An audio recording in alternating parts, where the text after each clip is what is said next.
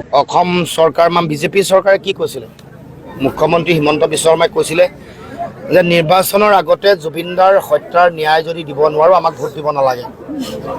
এতিয়া নিৰ্বাচন অহা 9 তাৰিখে হ'ব, গতিকে তাৰ আগত তেওঁলোকে ন্যায় দিব নোৱাৰে বা ন্যায় নিদিয়ে, আৰু তেওঁলোকে ন্যায় নিদিয়ে কাৰণ জুবিনদাৰ হত্যাৰ লগত জড়িত হৈ থকা মানুহবোৰ হিমন্ত বিশ্ব শৰ্মা আটাইতকৈ একেবাৰে ঘনিষ্ঠ মানুহ।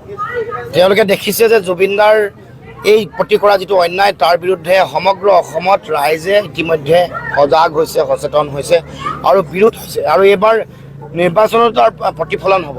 এইবাৰ বিধানসভা নিৰ্বাচনত জুবিনদাক কৰা অন্যায়, জুবিনদাৰ হত্যাৰ প্ৰতিফলন হোৱাৰ ইংগিত পায় তেওঁলোকে এই নিৰ্বাচনৰ কোড অফ কণ্ডাক্ট চলি থকাৰ মাজতে ফাষ্ট ট্ৰেক কোৰ্ট হোৱাৰ ঘোষণা কৰিছে।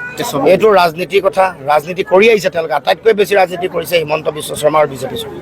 এইটো এটা ৰাজনীতিকৰণৰ এটা দিশ আগতীয়াকৈ তেওঁলোকে এই গোটেই কামবোৰ কৰি আছে। বিভিন্ন সময়ে কৈ আছিলে, বিভিন্ন ধৰণৰ ৰাজনীতি তেওঁলোকে কৰিছিলে জুবিনদাক লৈ। কিন্তু জুবিনদা এনেকুৱা এটা সত্তা, এনেকুৱা মানে এগৰাকী ব্যক্তি, যিগৰাকী মানে মানুহৰ তেওঁলোক যিধৰণে বিৰুদ্ধে কাম কৰিছে বা বিভিন্ন ধৰণৰ কথা কৈছে, কোনো কামেই কৰিব পৰা নাই। দেখি তেওঁৰ এই শক্তি, এই সত্তাই গোটেই মানে হিমন্ত বিশ্ব শৰ্মা বিজেপিৰ কূট কৌশল চাল চলনবোৰ গোটেইবোৰ বিফল কৰা আমি দেখিবলৈ পাইছোঁ।